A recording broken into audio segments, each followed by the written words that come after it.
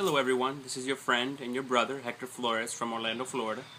Just hanging out on my patio at my house today, relaxing a little bit, and wanted to share with you a simple reminder of how the natural course of water filtration can actually directly correlate to our daily lives.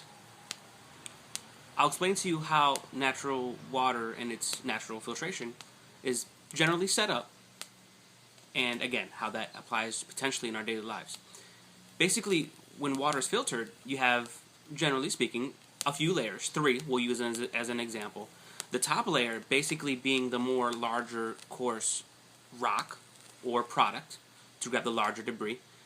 Then you have more of your mediocre, medium type sediment or product.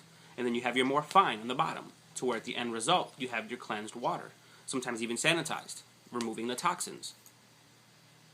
Well, this water, when it's filtering, there is no forcing it through this filter.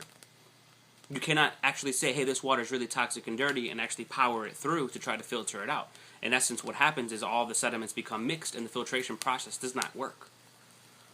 Well, this natural design of filtration of toxins can actually directly correlate to people as well. You see, sometimes we are in a situation to where we have toxic people, life elements, in our circle, in our general area. We cannot necessarily force those toxins to be removed. Sometimes we have boundaries, yes, of course, healthy boundaries for self-preservation and protection, and we can remove those toxins, yes, but sometimes we do not have that control, so to speak, or power.